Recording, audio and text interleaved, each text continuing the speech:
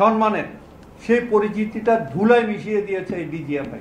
সেটা হচ্ছে তো ভীতিকর একটা অর্গানাইজেশন হয়ে গিয়েছে আমাদের সবার জন্য। তার আগেও পলিটিক্যালি ব্যবহৃত হয়েছে, কিন্তু 2009-এর আগে এইভাবে হয়নি।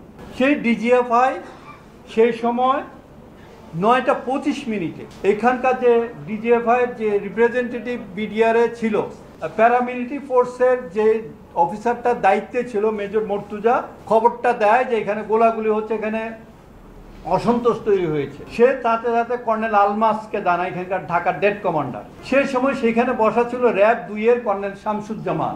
তিনিও ঘটনাটা জানতে পারেন যে বিডিআরে একটা ঘটনা ঘটছে। তার গাড়িতে প্রায় 7-8 জন র্যাবের সদস্য ছিল, এসএমজি লোড করা। তিনি আবার অন্য জায়গায় খবর দেন সবাই যেন বিডিআর ওইখানে চলে যায়। এর মধ্যে তার সাথে গুলজারের যোগাযোগ হয়। গুলজার র্যাব থেকেই বিডিআরে গিয়েছে, সেই কারণে যোগাযোগটা বলছিল যে তুই চলে আয়, এরা ভীতু, তুই ঢুকে পড়, এরা পালায় চলে যায়। এবং বলছে তুই দরবারের এদিক দেয়। সে 5 নম্বর গেটে গেছে, যে ঢুকতে যাবে। এর মধ্যে তার সাথে আরও অনেকে যোগ করেছে, প্রায় 30 জনের মতো, 30 থেকে 35 জন। তখন প্রথমে তাকে কর্নেল রেজানু তিনি করেন, বলে জানান যে তোমাকে ভিতরে যেতে মানা করেছে।